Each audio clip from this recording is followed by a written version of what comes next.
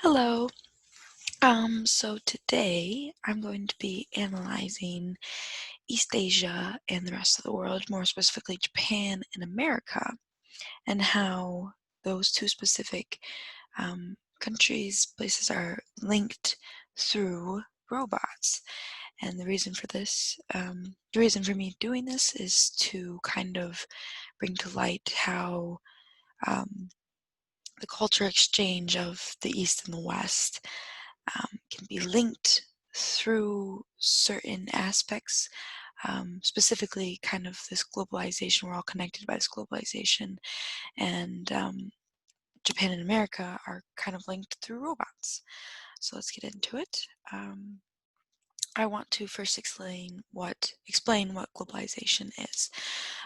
And globalization is the kind of worldwide interactions between um, people, governments, and companies.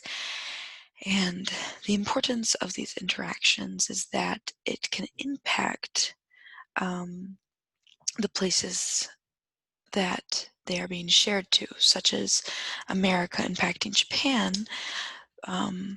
economically. And they did that by kind of introducing America's economic principles and economy to Japan, and that did end up changing Japan's economy.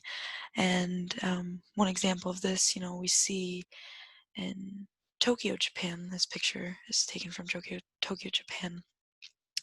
Fast food restaurants were kind of introduced into Japan, and tourism is a big thing as well. That's part of globalization. It really introduces people to places they've never been to, cultures they've never been to, and it's a very it connects the world in a way we haven't really seen before. It can change governments. Japan has impacted America through coming over and Americans going over and this cultural interactions. We see a lot more culture in America because of globalization. So diving into robotics and more specifically looking at movies that contain robots. So early Japanese robot movies were kind of Godzilla versus Megalodon. So Godzilla is a very iconic character from Japan. Protects this alien monster, protects Japan from invading aliens. And specifically in this one, Megalodon is Godzilla, but the robot version. So it's a robotic monster. He's attacking, all these people.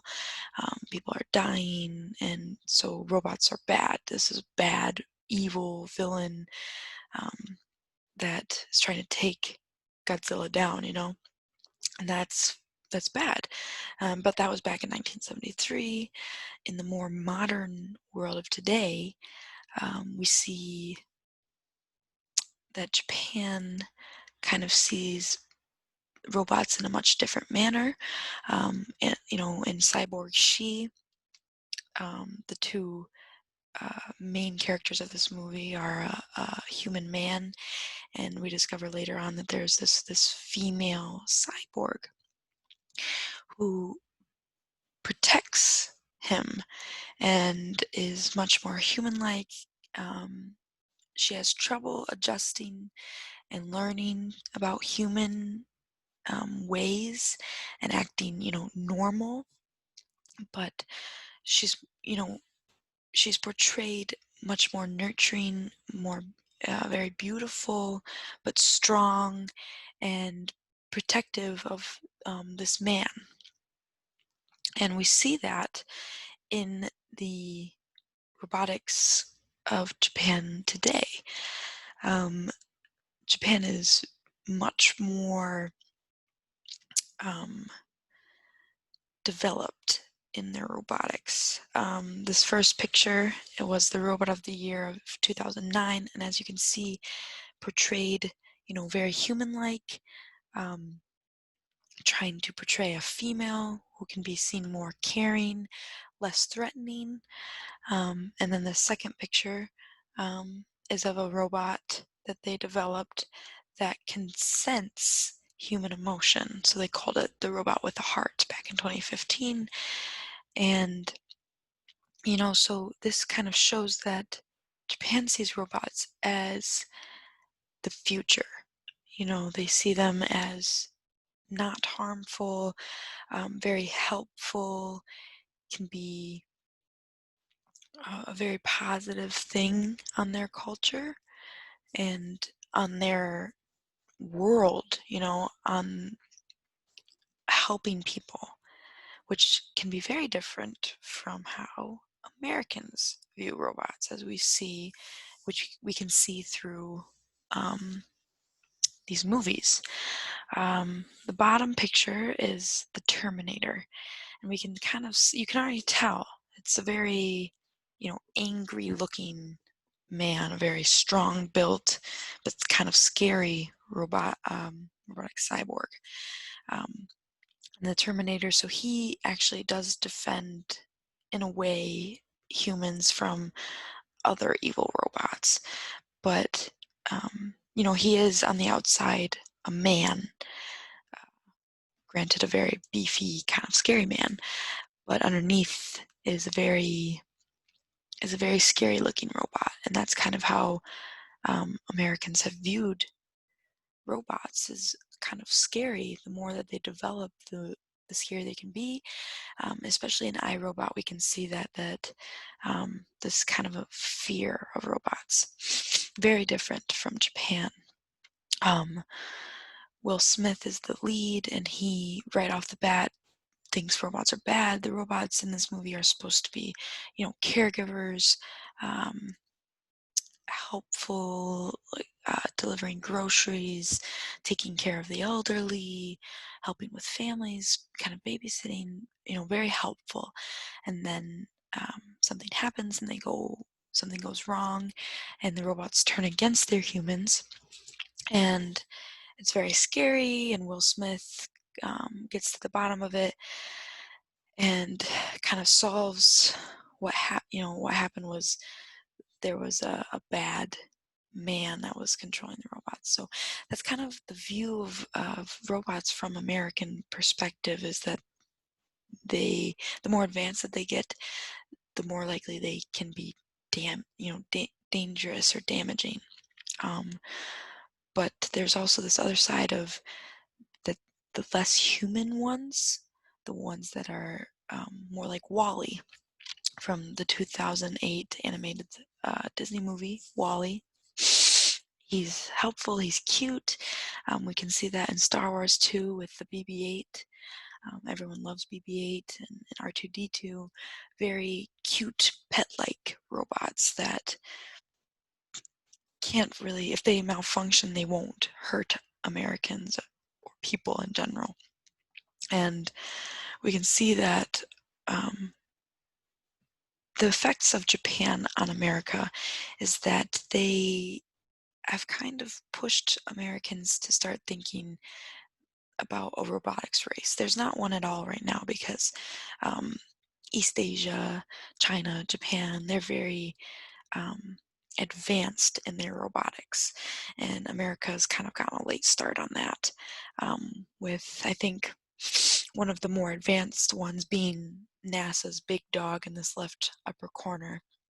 But what we mainly see of robots in America is, smaller, cute, more like pet objects, or drones, or this Roomba in the upper right corner, vacuum cleaner that, you sometimes find cute videos of on the internet with a cat running around on it.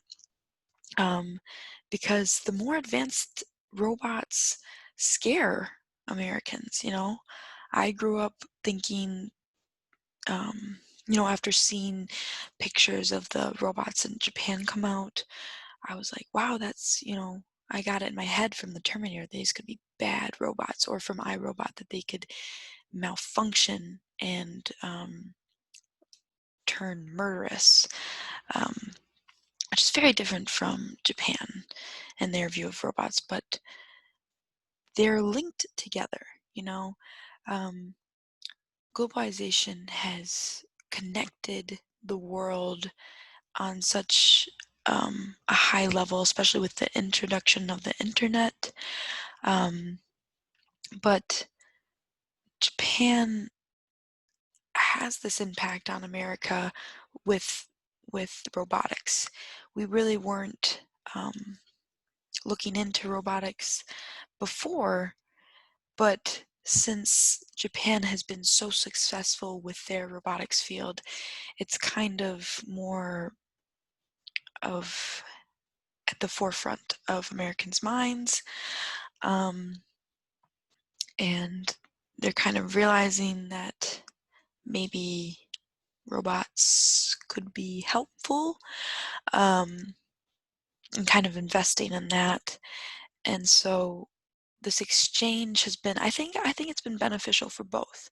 You know, Japan has some more, better economics, and America has better robotics, or they're developing them.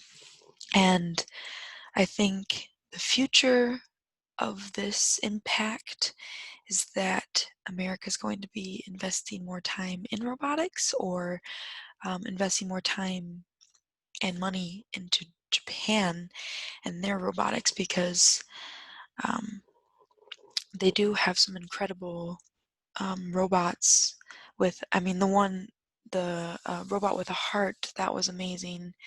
Um, and I think that we're going to start seeing um, cinema, robots in cinema, American cinema particularly, perhaps being portrayed more helpful, although um,